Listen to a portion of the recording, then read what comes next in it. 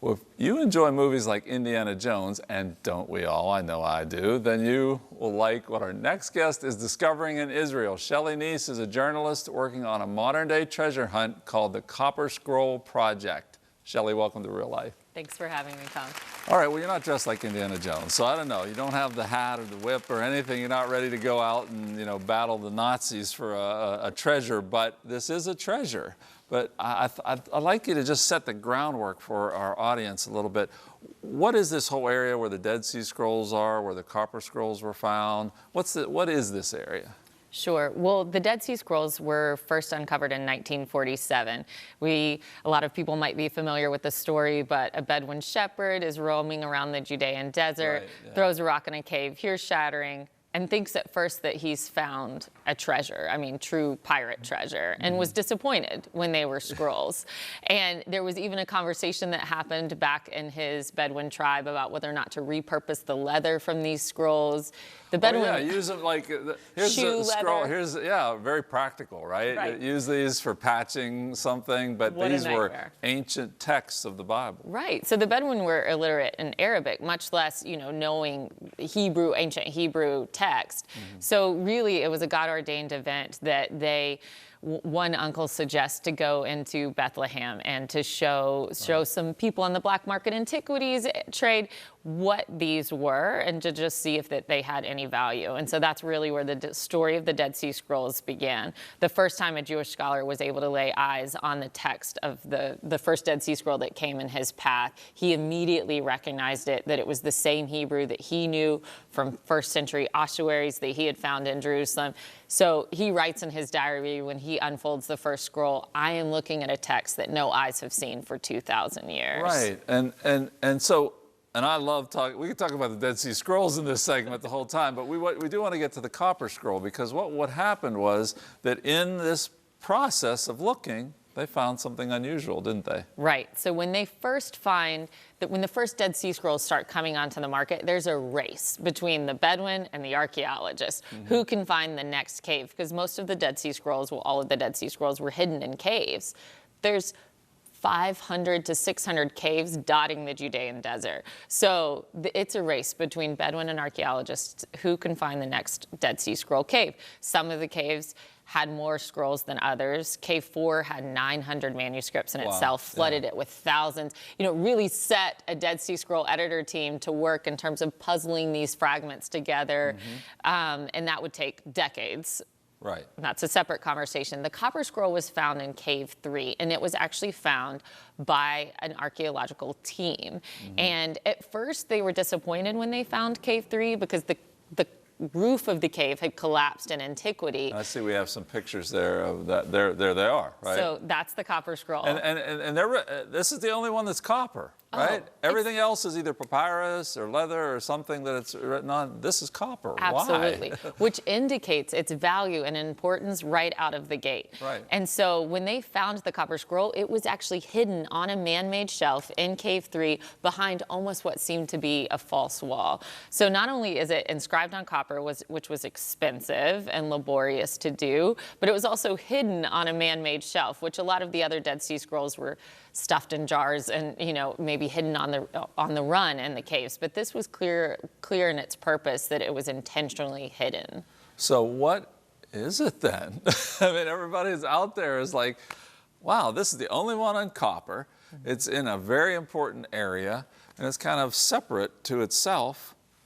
What is this? Well, so it's not just its material content that makes it so much different than all the other Dead Sea Scrolls. And by the way, it's not just that it's the only copper Dead Sea Scroll. It's the only copper document or manuscript that we have anywhere. Yes. Okay. There was one found in Egypt also associated with treasure, but I'll get to that. So really just so unique in its own right, not only just for the Dead Sea Scroll corpus, but all that we have that's ever come from antiquity. And so this set you on this. You didn't know that you'd be doing this. No. This is like, you're a journalist, you've got other things to do. All of a sudden, you're Indiana Jones, you're looking for this Dead Sea Scroll, and you meet some interesting characters along the way. Can you just share a little bit about how that process Sure. went? Yeah. So the Copper Scroll itself is an ancient treasure map. Once they were able to unroll it, which was a story in and of itself, it took 3 years for them to be able to open the Copper Scroll. Wow. It turns out that there was words like dig and cubit and gold. So they could see before they ever even unrolled They it. cut it up in strips, right? Which is what we're seeing here. They cut it into strips so they could unravel it. Right, and it took 3 years because it would crumble at the slightest touch. So everyone was worried. I mean, who would want to take that responsibility of even opening up the scroll and possibly shattering this 2,000-year-old document? Add on top of that, that we can see words outside of it, like gold and silver and dig. And so we know that it appears to be some kind of verbal treasure map. So it was a lot of responsibility for who did decide to open it. And really, though, once we opened it up, we realized that it was unlike all the other Dead Sea Scrolls and that this is a verbal treasure map. The Copper Scroll is not a biblical text. It's not a biblical commentary like the rest of the Dead Sea Scrolls. The rest of the Dead Sea Scrolls were such an invitation in terms of proving the accuracy of the Bible that we have today. A tremendous amount of confirmation of the accuracy of the Old Testament. Really. I mean, really flipped biblical scholarship on its head in terms of that there was a lot of criticism about Isaiah and the prophetic books that they had changed, that people had inserted things. And then we find the oldest versions of the Bible 1,000 years older than what we had previously had for the oldest.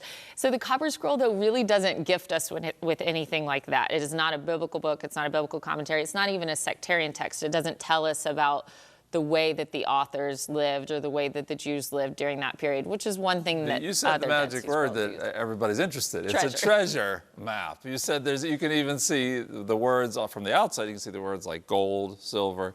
So I know everybody wants to get in there as to what it is. Treasure. So let's skip ahead a little bit. Sure. What have you been able to find out in your research? And of course, you met interesting characters, like I said, along the way. What is it?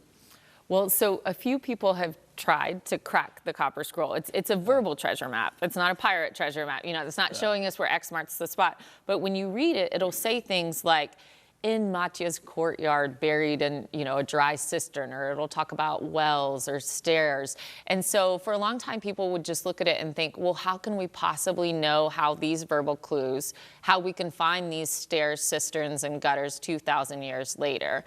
A few people have tried. Very few people have kind of had the Olympian patience that you would need to try and find all 60 locations and figure that out. But as a journalist, I came across someone named Jim Barfield. He's an arson investigator from Oklahoma, and he was a Dead Sea Scroll enthusiast and really just in his own, probably like a lot of your viewers, just a Bible enthusiast and just someone who wanted to go deeper, who wanted to study. And when he looked at the Copper Scroll, at first he thought it was boring. It reads like a very dry inventory. And once he took a closer look, he was able to be the first one to figure out where some of these locations are. And so people are going to have to get the book to get into the great detail of it all. Again, the book is called The Copper Scroll Project, and you'll be able to go to our website, ctvn.org, and there'll be a link to Shelley's website. But so Jim, in his long study, and I guess he was like a dog on a bone with this thing, wasn't he? He just like locked himself in a room and study and study and study over the Copper Scroll. And he found out that the whole Qumran area where the Dead Sea Scrolls are is like a flipped map of Jerusalem at the same time. And he started putting those pieces together, didn't he, to find where certain things were probably buried. Totally. I mean, when you say dog on a bone, we're talking, it was a 10-year journey from the time that I first started writing about this, from the time that Jim Barfield just found the first location to now. So archaeologist isn't for the weak of heart. It's not for, it's not like Indiana Jones, really. You don't find things that quick. It does not happen quickly. And so really, for the 60-plus locations that are listed in the Copper Scroll, what I'll tell you, and it would be too much to go into every location, but it starts off, the Copper Scroll starts off, and this is how it connects to Qumran, or what Jim Barfield connects to Qumran. It starts off in the Valley of Achor under the ruins. And so most archaeologists or most translators look at that very first line and think, okay, that applies to the first location. Well, there's 60 plus more locations, so how are we, they treat everyone differently. Well, he looked at that, and just with the eyes of an arson investigator, with the eyes of a retired helicopter pilot from the Army, he looked at that, and what he saw was this is a preamble for everything that follows. All of the treasure is buried in the Valley of Achor under the ruins. So we really want to get to this part of the treasure, but there's a lot of roadblocks in the way, isn't there? There's competing ideologies, competing political factions, competing academic ideas. So there's a lot going on here. You try to dig or try to get permission to even look, and there's a lot of roadblocks in the way. Right. Well, so scholarship in academia is its own thing, and I've discovered over the last 10 years there's truth in that there's narcissism in small differences. So when we talk about competing ideologies and ideas, these are very small differences, you know, in how the Copper Scroll is translated or what its background or authorship should be, because we really don't know who wrote the Copper Scroll. It doesn't identify, they don't identify themselves as authors, and that actually applies to all of the Dead Sea Scrolls. We think that the Essenes were the inhabitants of Qumran and that they authored them, but we don't know that. And so this will bring Dead Sea Scroll scholars to fist fights. And we didn't know that we were entering that world. There might be small differences, but they are deeply held small differences, aren't they? They're ready, like you say, they're ready to give each other a black eye over academic investigation. Right. For Christians, that would be if a Calvinist and a non-Calvinist walk in a room, to take a step back. So we didn't really know what we were entering in.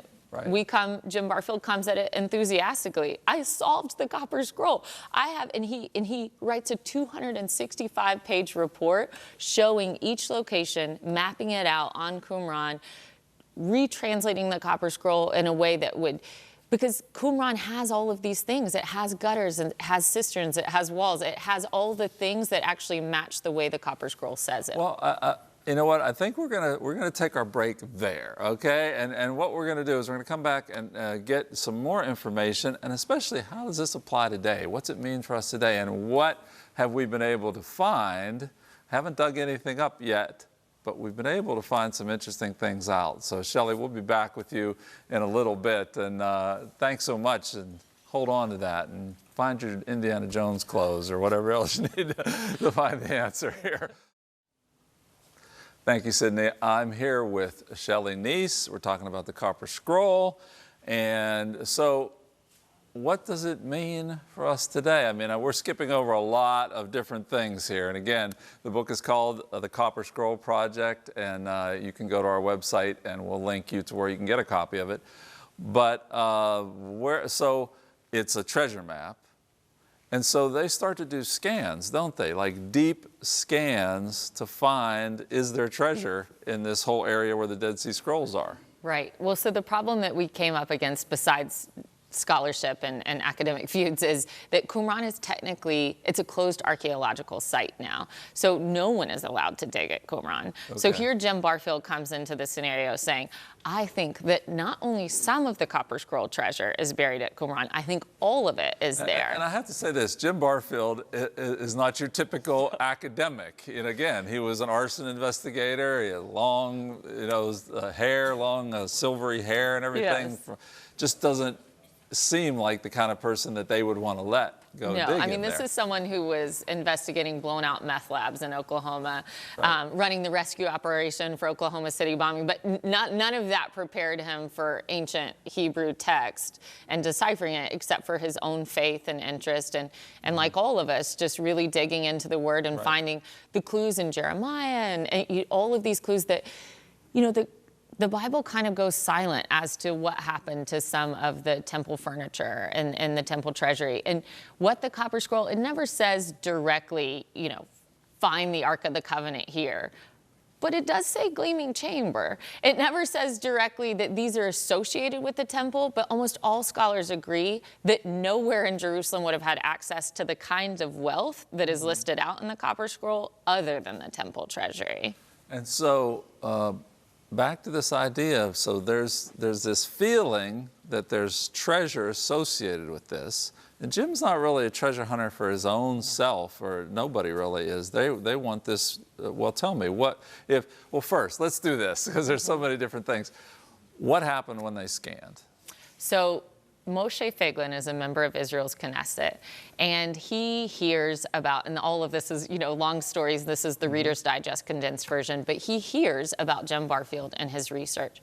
Moshe Feiglin is the kind of person who, he's the libertarian of Israel. He has a lot of guts and a lot of drama surrounding his political character. And so he tells Jim Barfield, Jim Barfield tells him, we have a $10,000 metal detector. We know that we are not allowed to dig at Qumran, but that doesn't mean we can't scan Qumran. And with this $10,000 metal detector, we can tell the difference between ferrous and non-ferrous metals, which meaning gold, silver, or bronze. Versus iron. Versus iron. We don't want to pick up rebar at Qumran. Yeah. And how big the object is and how deep, because the Copper Scroll says that these things were buried to be hidden. So 9 to 12 feet is what we're talking about 2,000 years ago that they buried these things to hide them. So only if it's large, if it's non-ferrous, and if it's deep, will we know that it's connected to Copper Scroll treasure, or at least be suspicious of that. I'm on the edge of my seat here, Shelley. I'm on the edge of my seat. What did Israel you find? has something called Knesset immunity. Yeah. I didn't know that, but Moshe Feiglin knew that. So he volunteered to do a scan using his Knesset immunity, so not applying for a permit. Jim Barfield didn't do it. Jim Barfield needs to be let back in the country. But Moshe Feiglin did the scan, and he did about 6 of the sites. There was, in the broad daylight of Qumran, paid the ticket and admission. And I will tell you that all of the sites showed something positive, showed that there was something large, non-ferrous, and deep underground. One of the sites, which it's a cave outside northwest of Qumran, it really shouldn't have anything there. It shouldn't have any sign of habitation or anything. And scanning that looked like a scan of Fort Knox. Oh my goodness. So, and there's like tons, the scroll talks about tons of gold. Tons. Now, if this was recovered, we'll cut right to that point. If this was recovered, Jim Barfield or anybody else is involved, what is the significance of this to Israel? Right. Well, so there's something happening in Israel called Temple Mount. Right. Temple denial. So a lot of the anti-Israel narrative is that there was no Jewish temple ever on the Temple Mount, which is the equivalent of denying the holiest place to Jews, denying that it ever existed. Obviously, for us as Christians, too, it would turn the Bible into myth. I mean, so much of the Bible, so much of Jesus's life surrounds the temple, so it would be vaporizing all of that for us as well. So we all have an interest, besides just, I'm a Christian Zionist, so just decide, I fight for Israel's interest in all things, and the Temple Mount being one of those things. But we don't have anything from the interior of the temple. We have archaeology from the exterior. We have the walls. We can look at it. No archaeologist would say that the temple wasn't there, but we don't have any of those ritual vessels. And so to be able to find even one of those, the Copper Scroll points to lots of them, but to be able to find one retired priestly vestment, one other scroll, one other ritual vessel would be amazing. It would be one of the biggest archaeological discoveries ever, especially in biblical archaeology. Absolutely. Shelley, there is so much more, but we're out of time. And so, again, thank you so much for coming and sharing what your experience has been.